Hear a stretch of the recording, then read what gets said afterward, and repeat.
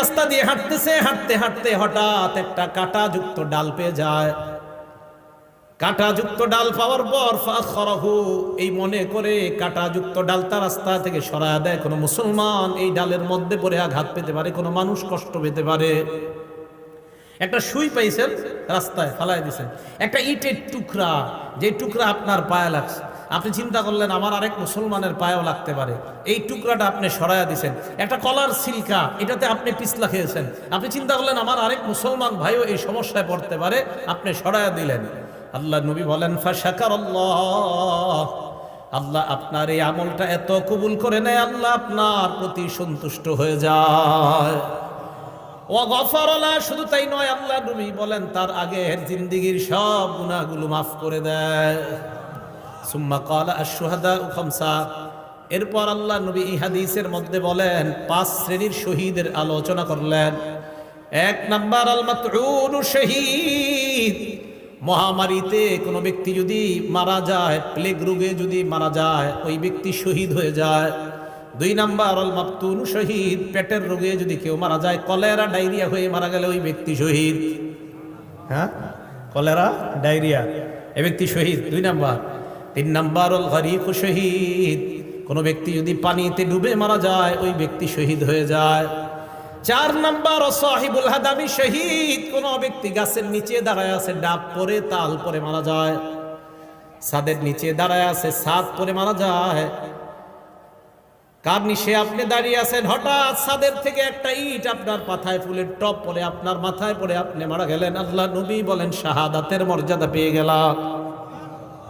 5 number শহীদ ফি সাবিলিল্লাহ, আল্লাহর রাস্তায় যে জিহাদ করে শহীদ হয়, ব্যক্তি শহীদ হয়ে যায়।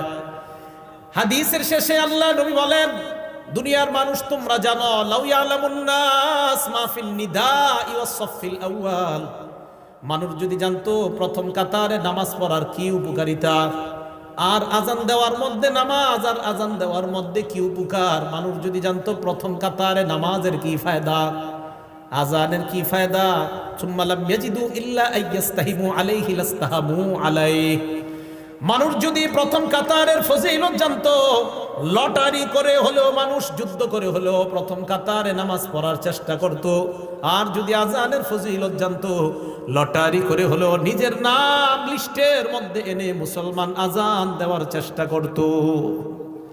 তাহলে আপনারা যদি জানতেন ফজিলত, নবীজি বলেন মানুষ বুঝতেছে না কেন যে প্রথম কাতারের ফজিলত, আজানের কি পরিমাণ ফজিলত, এগুলা মানুষ খুব মুয়াজ্জিনের অপেক্ষায় থাকে। আমাদের সকলকে আল্লাহ সহি শুদ্ধভাবে আজান শিখে এই আজানের আমল যেন আমরা করে আল্লাহর কাছ থেকে এই ফজিলত অর্জন করতে পারি, আল্লাহ তৌফিক দান করেন। সবাই আজান দেওয়ার নিয়ত হয়েছে তো ইনশাআল্লাহ? এগুলো 2 নাম্বার।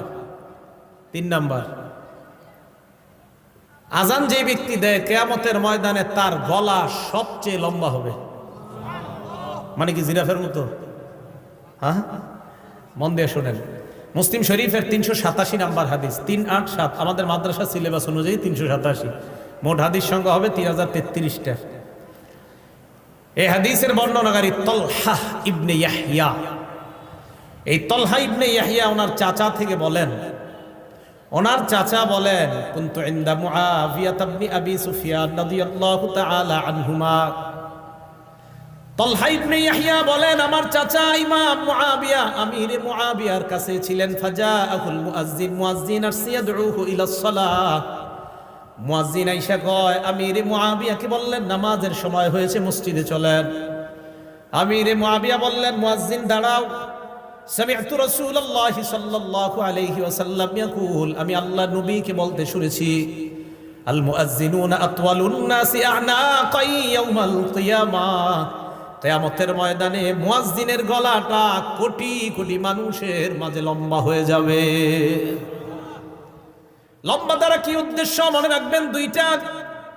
1 নাম্বার, আকসারুন নাসি মুতাশাউফান বা তাশাউফান ইলা রাহমাতিল্লাহ, কিয়ামতের ময়দানে মুয়াজ্জিন অন্যান্য কোটি কোটি মানুষের চাইতে আল্লাহর রহমতের অধিক প্রত্যাশী হবেন।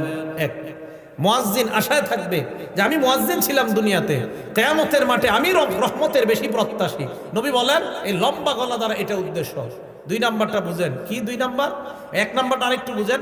লিআন্নাল মুতাশাউইফা ইউতিলু উনুখা ইলা মা ইয়াতাতাল্লাউ আলাই। যেই ব্যক্তি আকাঙ্ক্ষা করে কোনো জিনিসের, ওই ব্যক্তি তার আকাঙ্ক্ষিত বস্তুটার দিকে গলাটা এইভাবে বাড়ায়া তাকায়। যেই ব্যক্তি কোনো জিনিসের আকাঙ্ক্ষা করে, আগে তো রেজাল্ট বের হইতো বোর্ডে, এখন তো মোবাইলে বের হয়ে যায়। আগে যখন পরীক্ষার রেজাল্ট দিত, আমরা হাসি উল্লাস করতে করতে স্কুলে যাইতাম আমাদের রেজাল্ট দেখার জন্য। তো যাওয়ার পরে মনে করেন কারো 1, 2, 3-এর মধ্যে আসছে যারা, ওই 3 জন কি করে, আপনার সবার মাঝে এইভাবে গলাটা সামনে বাড়ায়া দিতে চায় তার রেজাল্টটা দেখার জন্য। বোঝা গেল কোনো ব্যক্তি কোনো জিনিসের আকাঙ্ক্ষা আর আকাঙ্ক্ষিত বস্তুটা যদি দামি হয়, বাজারে মাছ আসছে আপনার রুই মাছ ভালো ভালো, আপনারা 10-20 জন সামনে দাঁড়ায় আছেন, বড় রুই মাছটার দিকে পিছন থেকে সবাই খালি গলা এইভাবে বাড়ায় বাড়ায় দেখতে চায়।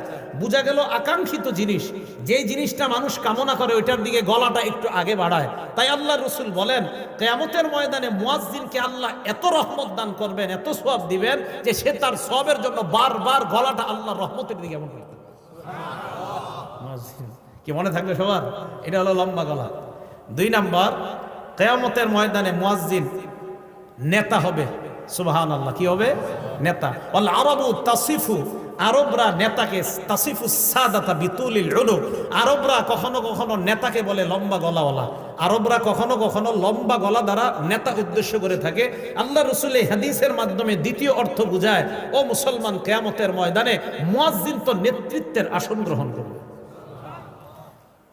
আপনারা চাই স্টলে একজন আরেকজন ইনশাল্লাহ এই কথাটা বুঝাইতে পারবেন না? এলাকার ভাষায় বুঝাই দিবেন। আমরা গীবত শেখায়ত করব না, আমরা এইগুলো আলোচনা করব ইনশাআল্লাহ।